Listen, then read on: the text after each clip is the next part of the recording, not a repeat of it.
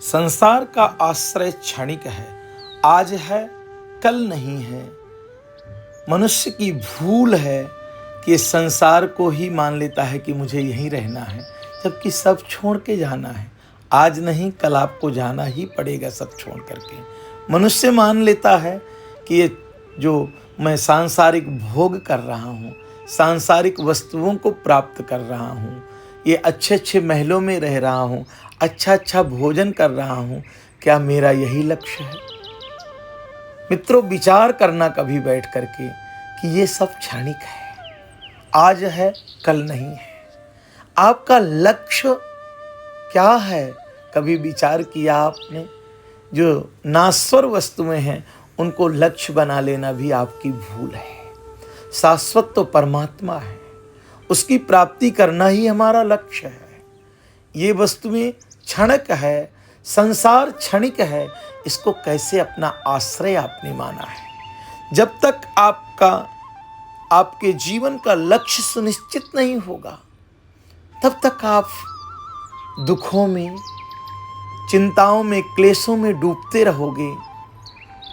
अंत समय में तो भयानक मुसीबतों में आप फंस जाते हो। देखा जाता है कि अंत में कोई किसी का सहारा नहीं देता है। दे भी क्यों? आप तो किसी लायक नहीं रहे और संसार मात्र स्वार्थ के कारण ही एक दूसरे से जुड़ा है। जिस दिन स्वार्थ टूट जाएगा, आपको पूछने वाला कोई नहीं रहेगा। इसलिए अभी ही लक्ष्य सुनिश्चित करो। बुढ़ापे का, मरते समय का इंतजार मत करो। एक नदी में मरा हुआ हाथी बहता हुआ जा रहा था। एक कौवा आकर के उस हाथी के ऊपर बैठ गया और बड़ा प्रसन्न हुआ। मन में विचार करने लगा कि अगाध जलराशि वाली नदी, उसके ऊपर इतना विशाल हाथी, जब चाहूँगा तो सुबह ब्रेकफास्ट कर लूँगा, दोपहर में भोजन कर लूँगा और रात्रि में भी भोजन कर लूँगा। वो तो ऐसी व्यवस्था हो गई कि सुबह का ब्रेकफास्ट, दोपहर का लंच और रात का डिनर भर भर पेट मिलने लगा। जब चाहता तो खा लेता उस मांस को और नदी में जाके पानी पी लेता। उस हाथी के ऊपर फुदुक फुदुक करके आनंदित होता, प्रसन्न होता, अपने आप को ना संसार का सबसे सुखी मानने लगा। बड़ा आनंदित होने लगा, उसके ऊपर बैठ बैठ करके फुदुकने लगा। वो तो मानो ऐसा व्यवस्था थी कि एक सुंदर यान ही था, उस यान में बड़ा प्रसन्न होता।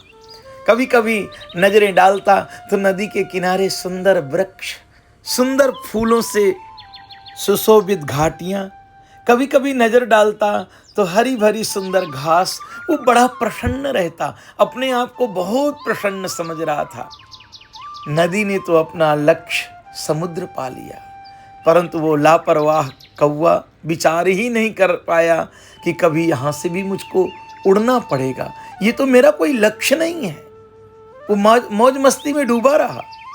बहते बहते अगाध समुद्र जलराशि में वो हाथी पहुंच गया, नदी पहुंच गई।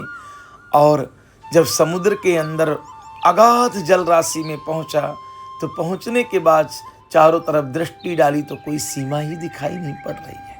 हाथी भी चुक चुका था नमकीन पानी में, पीने के लिए पानी भी नहीं है।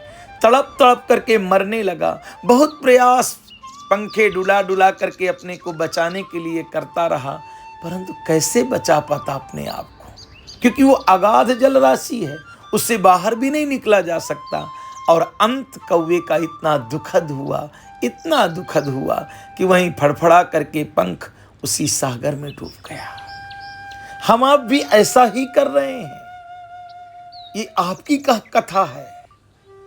हाँ, ऐसा ही कर रहे हैं सब। थोड़े से धन, थोड़ा सा वैभव, थोड़ी सी संपत्तियां पाने के बाद में, थोड़े से पारिवारिक लोग जुड़ने के बाद में भूल ही जाते हो। तुम इस संसार की भूल भुलैया में ऐसे भूल जाते हो कि अपना लक्ष्य भी पता नहीं होता आपको। और अंत फिर कितना दुखद होता है। संसार रूपी इस मौत में, सागर रूपी मौत में आप डूब जाते हो। फिर कुछ आप थोड़ी बहुत पंख चलाते हो, थोड़ी बहुत मेहनत करते हो, पैसे का बल, लोगों का बल, लोगों के साथ में बल, कुछ मकान दुकान का बल, कुछ परिवार का बल, पर कहाँ तुम्हारे काम में आने वाला है? ये बल तो किसी काम का नहीं है, तुम बच नहीं पाओगे।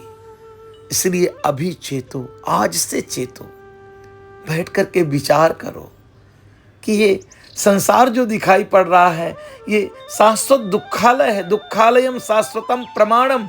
जिस संसार से तुम सुख लेने की आशा में हो वो मरे हुए हाथी के जैसा ही है, मरा हुआ ही है।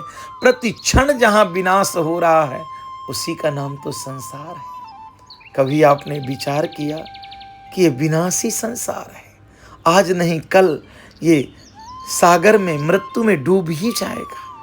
फिर क्या रह जाएगा तुम्हारे पास में?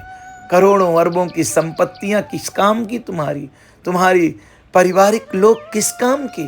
कभी विचार किया आपने? इसलिए लक्ष्य सुनिश्चित करो कि हम परम आनंद की तरफ जाएंगे, परम सुख की तरफ जाएंगे।